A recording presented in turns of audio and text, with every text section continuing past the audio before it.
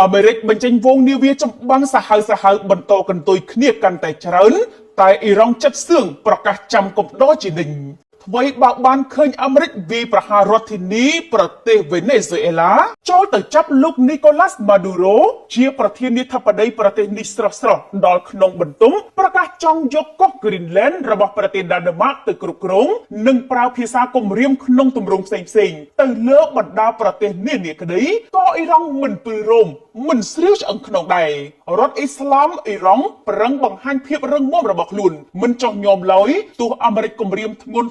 រហូតបញ្ជូននាវាចម្បាំងខ្នាតធំនិងសាហាវទៅក្បែរអ៊ីរ៉ង់ហើយក៏ដោយអាមេរិកគំរាមវាយប៉ុន្មានដងអ៊ីរ៉ង់ក៏គំរាមតដៃប៉ុណ្ណោះដងវិញកងកម្លាំងដ៏ក្លាហានរបស់យើងត្រៀមខ្លួនរួចរាល់ហើយម្រាមដៃរបស់យើងបានដាក់ចូលកៃកំភ្លើងរួចជាស្រេចដើម្បីឆ្លើយតបភ្លាមនិងដ៏ខ្លាំងក្លាចំពោះការឈ្លានពានណាមួយមកលើទឹកដីជាទីស្រឡាញ់របស់យើងរួមទាំងដែនអាកាសនិងដែនសមុទ្ររបស់យើងផងដែរនេះជាគោលជំហររបស់អ៊ីរ៉ង់ត្រូវបានប្រកាសឡើងសារជាថ្មីដោយលោកអាបាសអារ៉ាឈីរដ្ឋមន្ត្រីការបរទេសអ៊ីរ៉ង់នៅលើបណ្ដាញសង្គម X កាលពីថ្ងៃទី28 ខែមករាឆ្នាំ2026ហើយត្រូវបានសារព័ត៌មានធំស្រង់យកទៅចុះផ្សាយ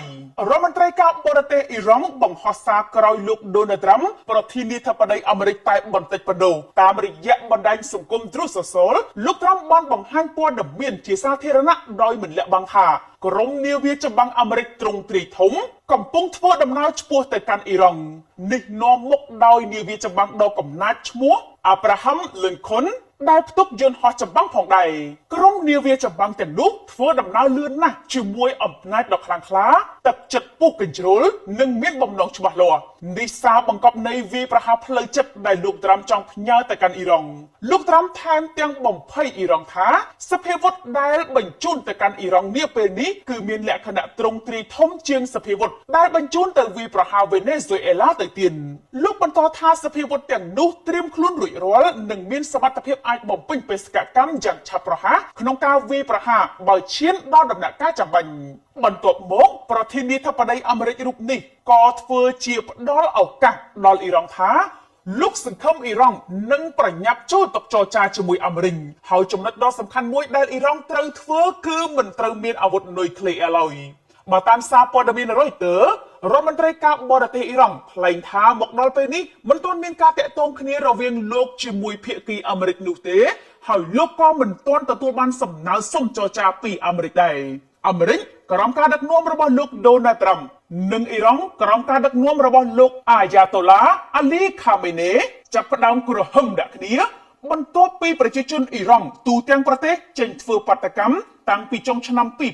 2025លោកត្រាំគម្រាមវាយប្រហារអ៊ីរ៉ង់បើអាញាធរអ៊ីរ៉ង់ហ៊ានសម្លាប់បាតកោឯអ៊ីរ៉ង់គម្រាមវាយប្រហារត្រឡប់ទៅវិញមកដល់ពេលនេះមហាបាតកម្មនៅអ៊ីរ៉ង់មិនទាន់ចប់នោះទេដោយមានមនុស្សខ្ទង់ 5000 នាក់ហើយក្នុងនោះក៏មានទាំងកម្លាំងសមត្ថកិច្ចខ្ទង់100 នាក់ដែរបានបាត់បង់ជីវិតក្នុងមហាបាតកម្មនេះប្រទេសអ៊ីរ៉ង់បានដាក់បង្ហាញបណ្ដាញរូងក្រោមសមុទ្រដ៏ទំនើបដែលជាកន្លែងផ្ទុកមីស៊ីលគ្រូរយៈចម្ងាយឆ្ងាយរាប់រយពាន់គ្រាប់ដែលនេះត្រូវគេយល់ថាជាការប្រឹងបង្អួតសាច់ដុំយោធាយ៉ាងខ្លាំងក្លាដាក់សហរដ្ឋអាមេរិកនេះបើយោងតាមការចេញផ្សាយនៅលើសារព័ត៌មាន New Arab កាលពីថ្ងៃទី28 ខែមករាឆ្នាំ